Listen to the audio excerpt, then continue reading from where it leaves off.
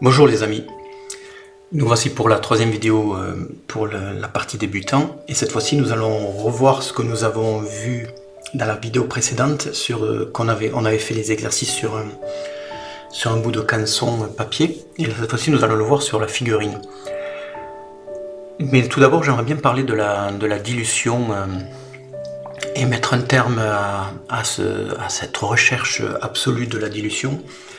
Au travers de mes expériences, je me suis rendu compte que la dilution parfaite n'existe pas, parce que cela dépend de suivant ce que l'on veut faire, et ensuite de plein d'autres paramètres, et je vais essayer d'expliquer ça succinctement aujourd'hui.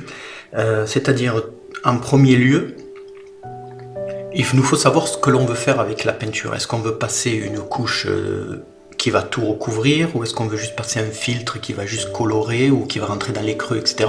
Donc en fonction de ça, on va avoir une dilution différente. Et on l'a vu dans la vidéo précédente, lorsque on diluait de plus en plus, la peinture réagissait différemment.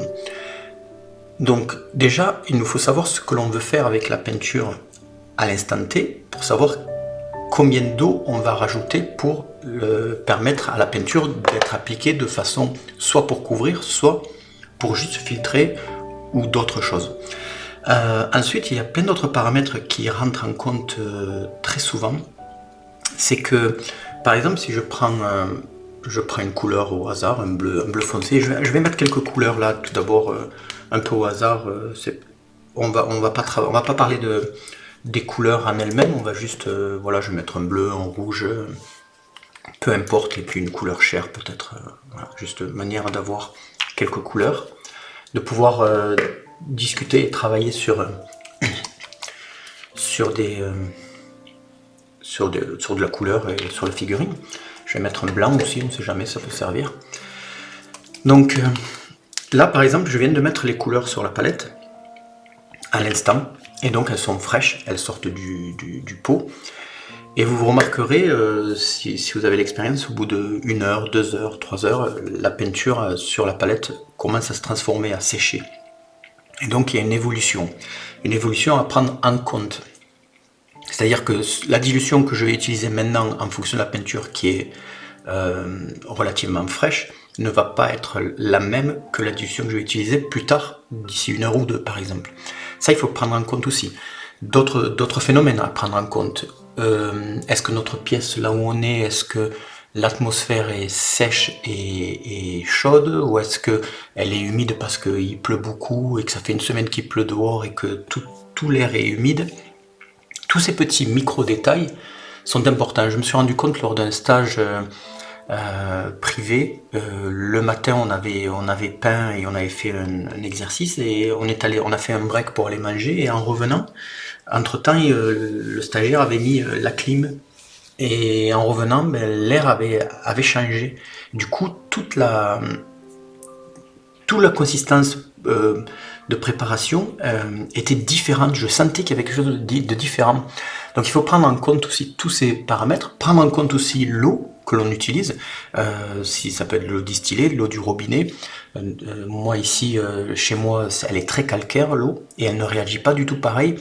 Par exemple, lorsque je fais des stages à Aurillac ou ailleurs où il n'y a vraiment pas de calcaire, et l'eau réagit différemment. Donc il y a plein de paramètres, et on ne peut pas dire tout simplement quelle est la dilution parfaite. La dilution parfaite n'existe pas, c'est un ajustement de plein de petits paramètres. Alors le meilleur moyen, c'est de commencer à laisser votre ressenti, le laisser vous parler en fait. C'est-à-dire que lorsque je vais prendre un pinceau, oui, bon, ça c'est une habitude de le mouiller pour vraiment qu'il soit prêt, et je prends une couleur comme ça, et puis je teste déjà. Là je vois déjà qu'elle n'a pas forcément besoin d'être diluée suivant ce que je veux faire, bien sûr. Si je veux couvrir, je vois bien que voyez, je vois bien qu'elle couvre pas beaucoup, puisqu'on voit on voit le dessous.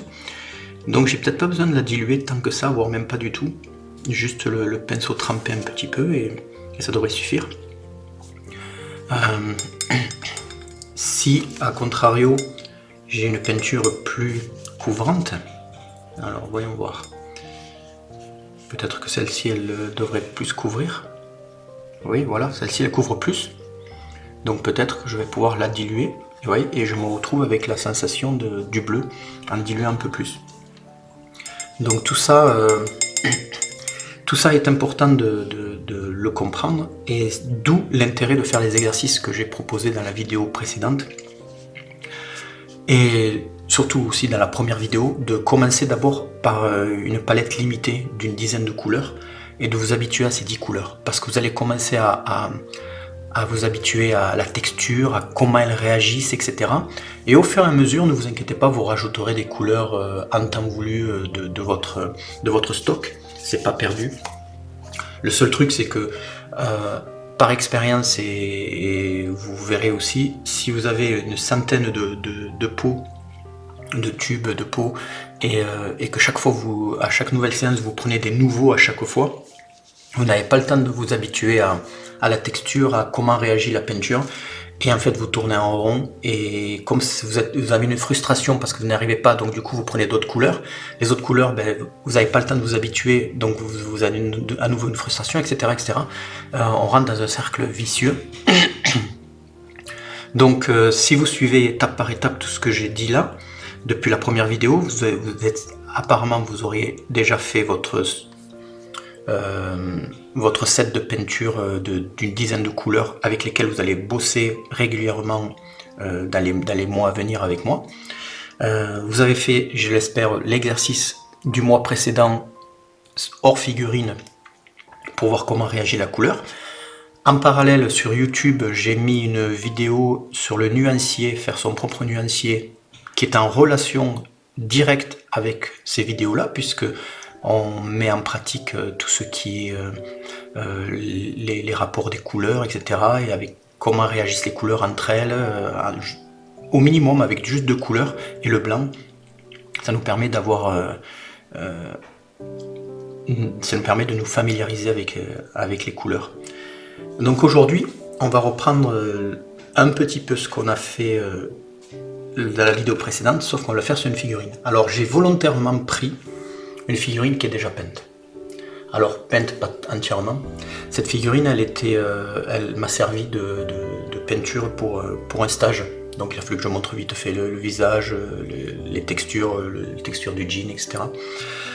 Ça, on aura l'occasion plus tard de voir tout ça. Là aujourd'hui, on va voir deux effets sur lesquels vous allez vous entraîner. Alors l'idéal, ça serait de prendre des figurines que vous avez ratées ou que vous n'avez pas l'intention de peindre. Et encore mieux si elles ont déjà commencé à être peintes, parce que vous allez voir qu'on n'a pas besoin de les re-sous-coucher, on peut retravailler directement dessus. Admettons, je ne suis pas content du tout de ma chemise et je veux la recouvrir en entier. Donc je vais prendre, alors peut-être pas le bleu, parce que si on va prendre le bleu, on va juste le casser un petit peu avec une couleur, voilà, pour pas qu'il fasse bleu trop intense. Voilà. Alors au ressenti, malheureusement c'est en vidéo donc je vais pas pouvoir vous l'expliquer, mais au ressenti je sens que ça accroche, un peu comme dans la vidéo précédente lorsque j'avais commencé à passer sur le papier la couleur sans la diluer, ça accrochait un peu. Donc j'ai besoin de juste mouiller un petit peu et de le rendre plus onctueux, et là je vois que ça glisse, donc ça peut être parfait. Et je vais recouvrir, là mon intention c'est de recouvrir complètement la chemise. Donc si j'arrive du premier coup, tant mieux, sans épaisseur. Si je n'y arrive pas, je le ferai en plusieurs fois. Je vous conseille de ne pas peindre comme ça. Alors, je vais le faire ici. Je vous conseille de ne pas peindre comme ça. Vous voyez, des petits traits comme ça. De ne pas faire ça. Parce que c'est une perte de temps et ça va pas être très très joli. L'idée, c'est de peindre avec de prendre un maximum de surface. Vous voyez, je ne peins pas comme ça, je peins pratiquement parallèle à la surface et je prends avec tout le pinceau. Comme ça, en 2 coups de pinceau, je passe sur un maximum de surface. Voilà. En très peu de coups de pinceau, bon là il y a des creux donc c'est un peu plus compliqué, mais là où il n'y a pas de creux, je le prends donc en fait en parallèle, carrément. Vous voyez, hop, comme ça. Là avec le creux, ben, je vais tourner dans le creux. Voilà. Alors on voit bien que ça couvre pas complètement, parce que c'est la peinture aussi qui n'est pas opaque et elle est un peu diluée, mais on passera une deuxième couche lorsque tout ça sera sec. Ce n'est pas bien grave. L'idée c'est que il n'y ait quasiment pas de coup de pinceau en fait. Alors que tout à l'heure, en faisant ça là, des petits trucs comme ça là, c'est pas la meilleure des solutions. Après, si c'est quelque chose qui vous convient, gardez cette technique là, ce n'est pas grave non plus, il n'y a pas de comment dire, il n'y a pas d'absolu. Moi je me suis rendu compte que c'était plus pratique de, vous voyez, de prendre, alors j'espère que je ne sors pas du cadre, de prendre le maximum et hop, et de prendre un maximum de surface. Ça c'est super agréable et super important de faire comme ça. Alors, j'ai pas beaucoup de place. Voilà. Hop.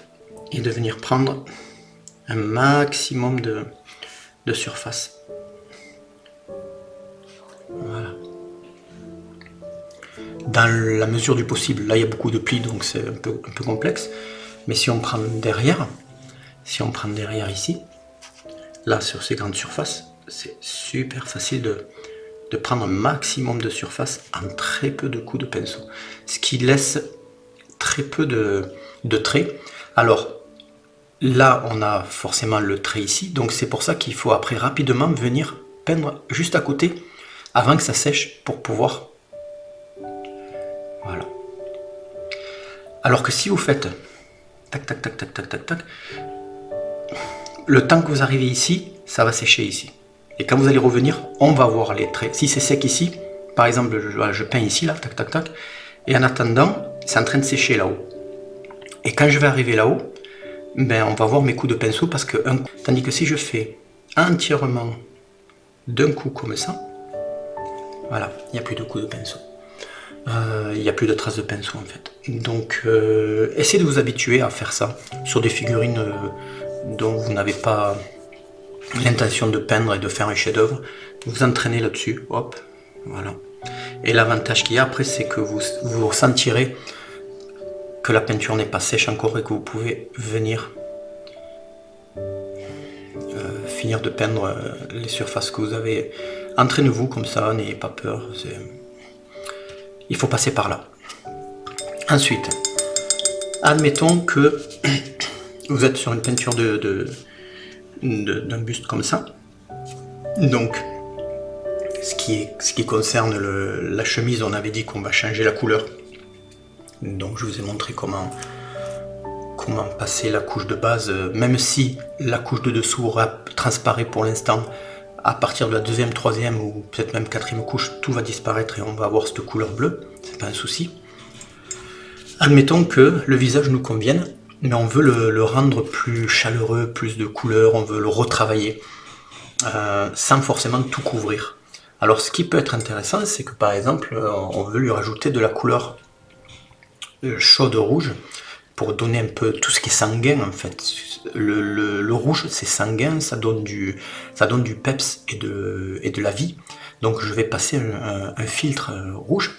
Donc là par contre je dilue énormément. Ce n'est plus de la peinture, c'est de l'eau colorée. Vous voyez, c'est carrément de l'eau colorée. Et je viens faire en sorte que ça aille dans les creux. Alors même si j'en mets beaucoup, voilà, là je vais en mettre beaucoup.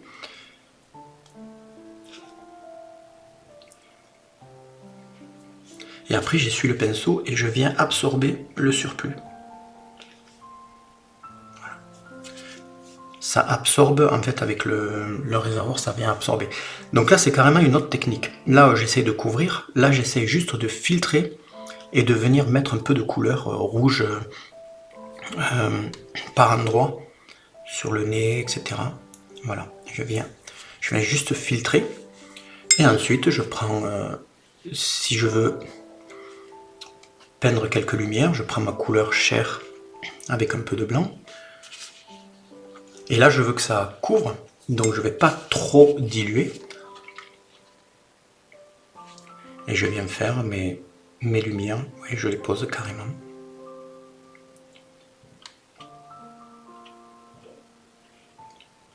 Je vais faire mes rides, je vais poser. Bien sûr, le filtre n'est pas sec, et c'est là où ça peut être intéressant parce que ça vient se mélanger avec le filtre. À vous de... si vous n'avez pas confiance en ça, attendez que le filtre soit sec, en soufflant dessus ou bien avec un sèche-cheveux, et ensuite venir poser quelques lumières là où vous voulez les poser, et puis trop travailler votre figurine en fait, tout simplement, couleur par couleur, en sachant que suivant ce que vous voulez faire, si vous voulez couvrir, il faut moins diluer, si vous voulez moins couvrir et juste filtrer, il va falloir diluer plus. Tout est question de savoir ce que l'on veut faire. Là, admettons que c'est en train de sécher. Voilà, je refais ma couleur. Je la dilue très peu, puisqu'on veut continuer à couvrir. Bon, ne tenez pas compte du fait que ce soit pas sec là, mais admettons là où c'est sec. Voilà, je recouvre une deuxième fois, avec un maximum de surface avec mon pinceau. Et vous voyez, ça devient déjà bleu. Derrière, ça doit être sec. Ouais, c'est sec, regardez. Hop, je viens carrément. En 3 coups de pinceau, j'ai couvert tout le dos, là, toute la partie du dos. Tout ce qui est épaules et bras. Voilà, en 2-3 coups de pinceau. Voilà. Donc l'histoire de la dilution, elle est en fonction de ce que l'on veut faire. Et je vous invite à tester de prendre un maximum de surface dès le début.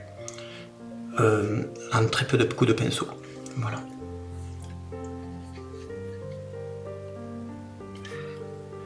Sur la prochaine vidéo, c'est la vidéo du mois prochain, on travaillera sur une figurine neuve propre et on posera un très beau aplat et on commencera à faire des éclaircies et des ombres pour s'entraîner et à commencer je commencerai à vous expliquer comment voir les volumes avant de voir les lumières, voir les volumes de la sculpture, poser et faire ressortir les volumes et ensuite poser les lumières. Tout ça en fonction des dilutions différentes, qu'elles soient couvrantes ou sous forme de filtre. Ok. Si on veut juste finir, si on veut, je vais prendre une couleur très sombre. Si on veut faire quelque chose qui rentre dans les creux, pour justement marquer les creux, vous voyez, c'est dilué, mais moins dilué que le filtre de tout à l'heure. Et en le passant par exemple dans les cheveux, vous allez voir, ça rentre dans les creux. Ça rentre complètement dans les creux. Et ça permet de venir ombrer les parties dans les creux. Ce qui va nous permettre après de travailler aisément les parties bombées et en lumière.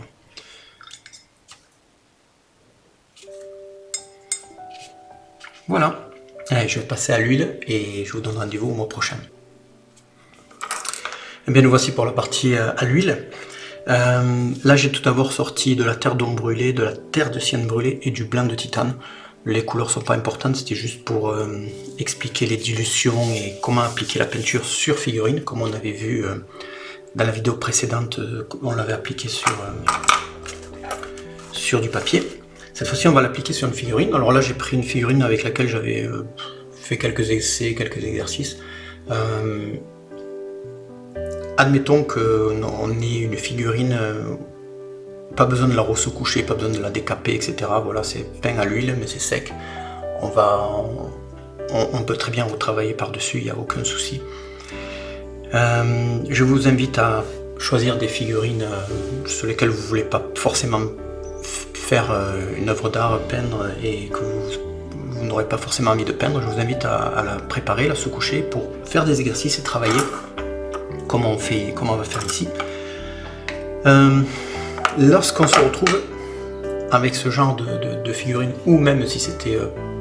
on va faire la main aussi en même temps, on va appliquer sur le visage qui est déjà plus ou moins peint, et puis la main qui n'est pas peinte. L'idée c'est de travailler avec les dilutions, et il faut commencer en général avec une dilution au départ, très forte, et au fur et à mesure, moins diluer, voire ne pas diluer du tout. Alors par exemple, laissez-moi prendre un pinceau assez conséquent, voilà, je prends un pinceau numéro 3, fin grand, je vais diluer de la terre d'ombre brûlée.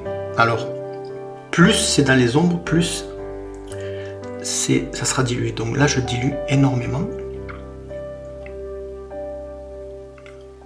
Voilà, que ça fasse un peu comme à l'acrylique, vraiment très très dilué. Alors là, ça va être comme but. Vous voyez, si on le fait sur la main, je vais mettre mes lunettes. Si on le fait sur la main, ça va rentrer dans les creux, vous voyez. Voilà. Hop. À peine on touche et ça rentre directement dans les creux. Voilà. Alors, ça va faire la même chose sur le visage. Donc là, on a juste la secouche. Là, on a quand même une partie qui est peinte. Alors ici, on a la secouche. Vous voyez, ça fait pareil. Je touche à peine. Et je vais le faire sur le visage en entier.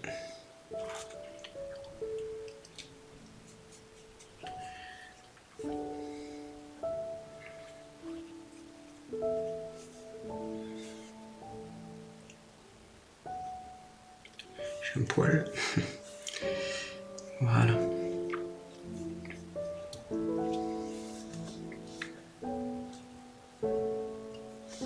Je refais du mélange parce que j'en ai plus.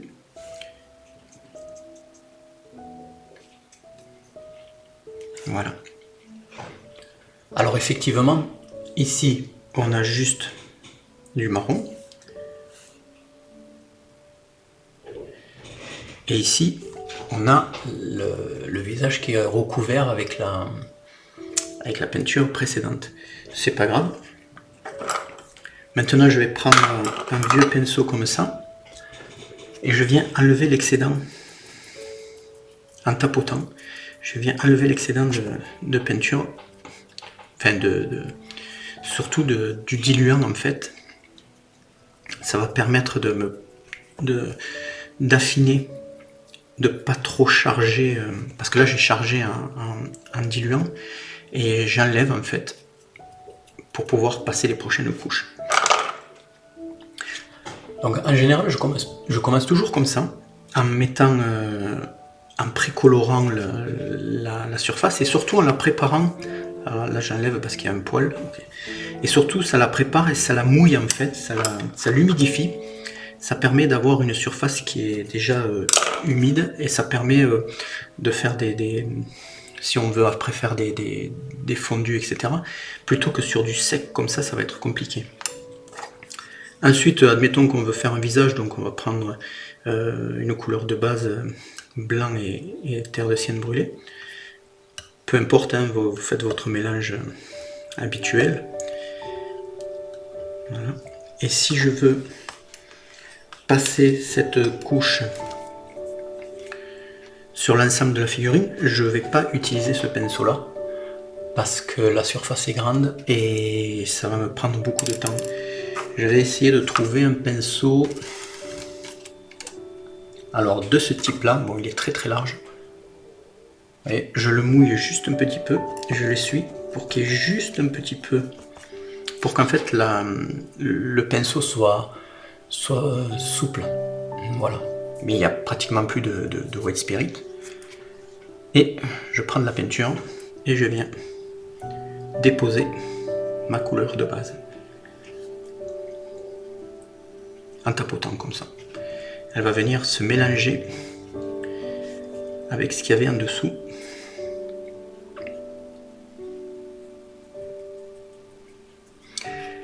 Alors, ça a pour effet de laisser une peinture très fine. Parce qu'au fur et à mesure qu'on va monter en éclaircie, on va épaissir la peinture. Alors vous voyez, là où c'est intéressant, c'est comme on avait passé de la terre d'ombre brûlée très diluée, ça donne déjà un effet presque d'ombrage et dans les creux et de la lumière avec la couleur de base sur le dessus. Voilà. Et en tapotant comme ça, la peinture elle se dépose tranquille.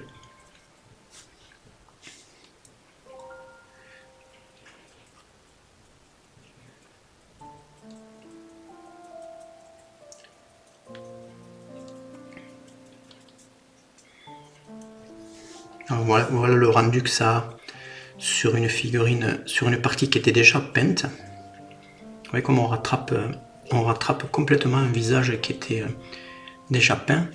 Et ça nous permet d'avoir une base sur laquelle on va pouvoir travailler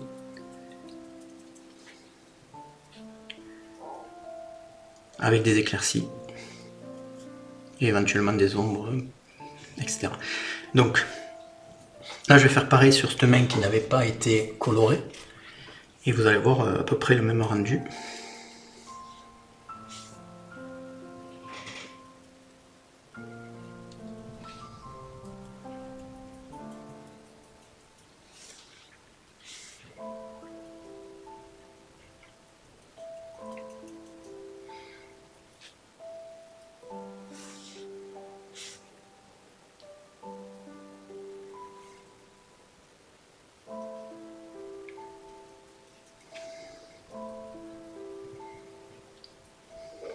Voilà.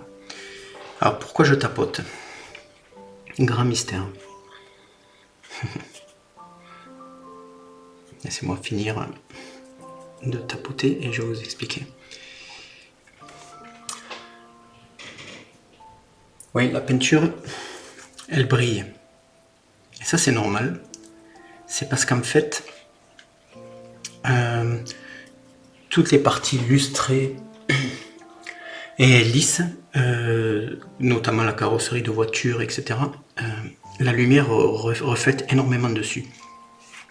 Le fait de tapoter comme ça, en fait, ça va donner, ça va déposer la peinture, mais en même temps, lorsque l'on retire le pinceau, ça fait des comment expliquer ça? La peinture se relève et donc ça fait des aspérités comme ça, des petits,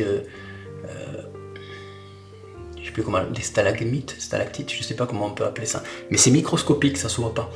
Mais seulement la lumière, elle vient se casser sur ces dents en fait, ces dents de peinture qui se relèvent, ce qui fait que ça brille moins que si c'était complètement lisse. Si j'avais fait complètement comme ça, lisse, mais si je fais ça, vous voyez comme ça brille.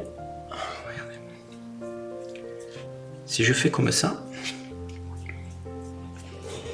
si je mets la peinture,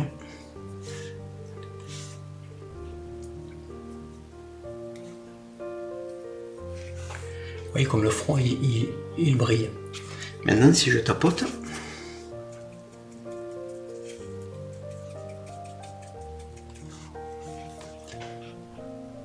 bon, ça se voit peut-être pas trop à la caméra, mais je peux vous affirmer que ça brille moins. Voilà, ça brille un peu moins. Ça brille toujours parce que ça reste de l'huile, mais ça brille beaucoup moins. Donc les couches de base, j'aime bien les passer comme ça au départ. Voilà. Et au fur et à mesure qu'on viendra travailler avec de la peinture pour les lumières, etc., vous voyez, je dilue plus. Et je viens déposer la peinture, toujours en tapotant, doucement. Et on vient déposer de la peinture.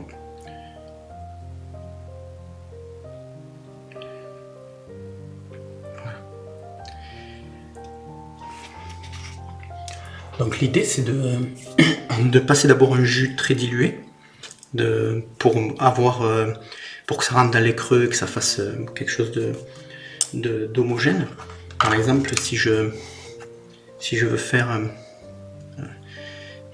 la toge blanche, voilà, je dilue énormément. Oui, avec la terre d'homme brûlé. Regardez, hop, je prépare la toge. Je la prépare. Je viens tapoter pour enlever le surplus. Ok.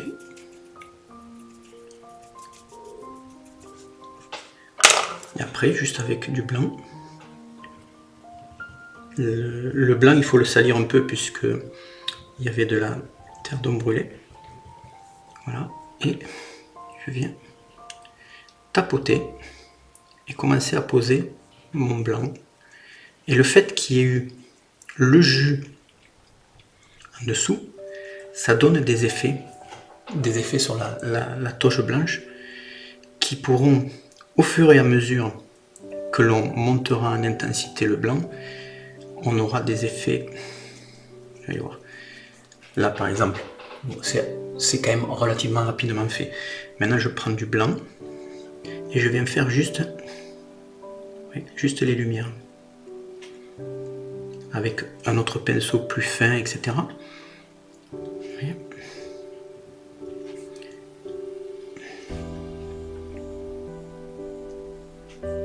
Et on vient travailler tranquillement les plis. Et on n'a pas besoin de faire 36 000 procédures pour avoir un blanc qui va être efficace. Une fois que tout sera sec, on pourra repasser des filtres dans les creux, etc. pour affiner et consolider les lumières, etc. Oui, je tapote sur le haut. Alors que si je fais ça sur une partie qui est sèche, vous voyez ce que ça fait? C'est pas joli, je suis obligé de tout recouvrir. Je suis obligé de tout recouvrir, de faire attention dans les creux, etc. Parce que ça va pas être joli. Alors que là, on a déjà des effets. Alors on démarre toujours avec un jus très dilué. Et après on vient poser la couleur de base par-dessus. Et ne pas avoir peur que ce soit pas régulier au départ, mais au fur et à mesure on va travailler après avec un pinceau plus fin et on va venir travailler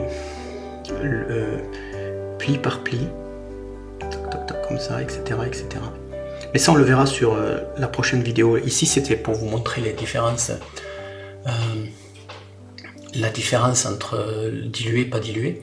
Donc toujours lorsque vous travaillez une surface, commencez par une partie très diluée qui va préparer la surface en fait, rentrer dans les creux et préparer la surface, et ensuite on vient déposer la couleur de base et on vient venir éclaircir au fur et à mesure.